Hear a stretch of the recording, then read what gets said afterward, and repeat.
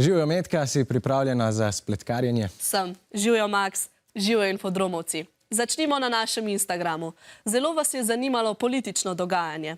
Najbolj srčkane objave na Instagramu so bile prav o volitvah. Pismo, res zanimivo. Max, a je bilo tole preklinjanje? Svetujem ti, da si pogledaš naš prispevek o preklinjanju na našem YouTube kanalu. Ta je v zadnjem mesecu zbral daleč največ ogledov. Takoj za njim je prispevek o šolskih prevozih. Najbolj vas očitno zanimajo novice iz vašega sveta. Tudi na TikToku ima največ ogledov pogovor otroškega poročevalca s športnim vplivnežem Andrejem. Max, kje pa ti spremljaš objave Infodroma? Na Instagramu. Večinoma se tam informiram. No, to si ta teden spraševala tudi mlade, in sicer, katero je njihovo najljubše družbeno omrežje? To boš izvedel v prispevku. S strokovnjakom za družbena omrežja pa sva govorila tudi o varnosti in lažnih novicah.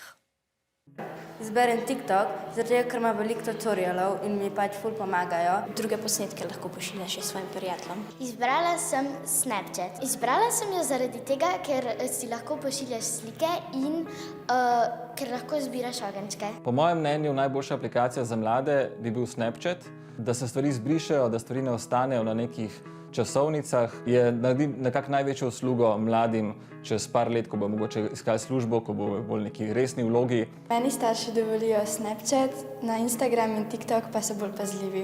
Skrb staršev za vsa omrežja je zelo relevantna, še posebej za TikTok, kjer pa zagotovo otroci zaradi tega algoritma, ki predlaga vedno bolj neke ekstremne vsebine, vedno bolj jih vleče v to, da bi ostali čim dlje časa prisotni, je sigurno za tem zadnji potreben nek tudi vzvod s strani staršev, da omejijo oziroma da mogoče se z otroci pogovarjajo o tem, kakšne vsebine spremljajo. Na TikToku me omejujejo včasih, a lahko jih tudi uporabljam zaradi kakšnih trendov, ki so zelo nevarni. Aplikacije uporabljate za zabavo in za druženje s prijatelji. Nekateri pa jih uporabljate tudi za iskanje novic. Največ vem na TikToku, saj mi take stvari pridejo na For You page.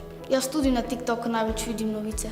Je pa tukaj zelo velika nevarnost, da so novice lažne, in jaz bi jim tudi predlagal, da družbena omrežja uporabljajo na način, da bodo razvijali svoje hobije in interese. Zagotovo pa se vsi strinjamo, da je najboljši čas preživeti izven družbenih omrežij.